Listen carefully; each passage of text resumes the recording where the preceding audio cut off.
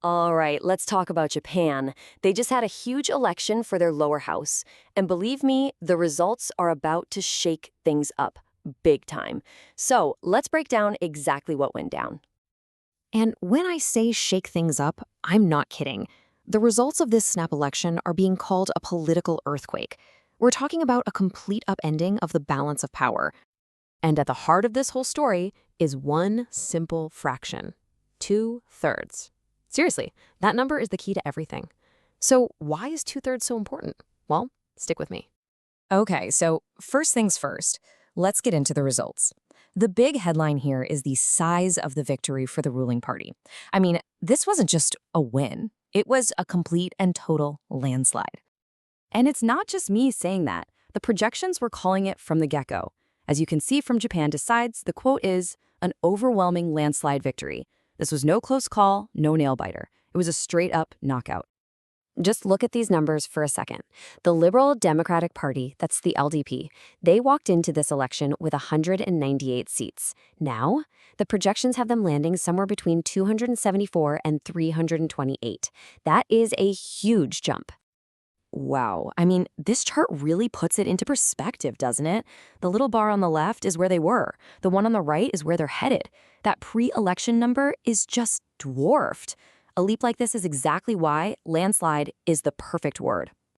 Okay, so winning a ton of seats is great, but this is about more than just bragging rights. Winning this many seats unlocks a really specific, really powerful tool in Japanese politics.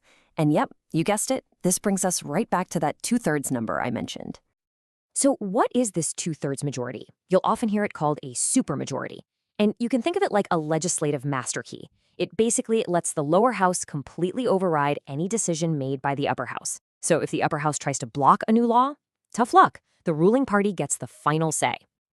And here's the crucial context. The reason this is such a big deal right now: Prime Minister Takaichi's ruling coalition, they don't actually have a majority in the upper house. So up until now, their entire agenda could get stuck, just stalled out by the opposition. This victory, it completely rewrites the rules of the game for them. So let's walk through a quick example of how this plays out. Okay, step 1, the government passes a bill in the lower house. Easy enough. Step 2, it goes over to the upper house, and they vote it down. Now, normally, that's game over. The bill is dead, but not anymore. Step 3, the bill gets kicked right back to the lower house. And step 4, they just use their new 2/3 majority to ram it through anyway. It becomes law. It really is a total game changer. Of course, a victory this big for one side means something has gone terribly wrong for the other. So let's flip the coin and look at the opposition. Because they didn't just lose this election, they pretty much collapsed.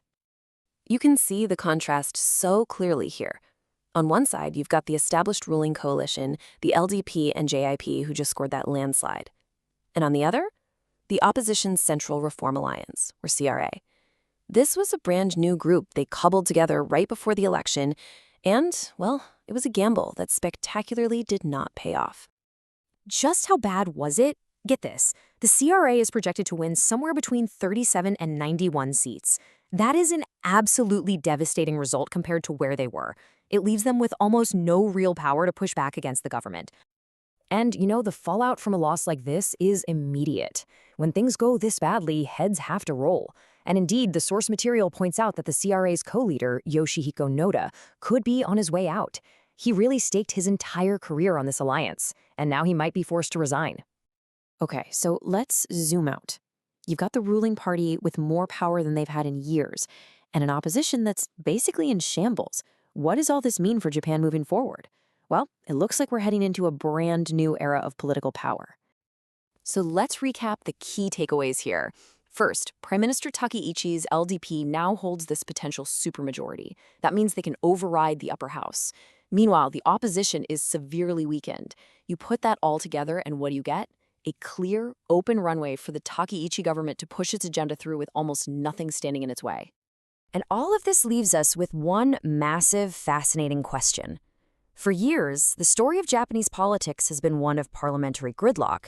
But now the Takaichi government has the power to just slice right through all of that.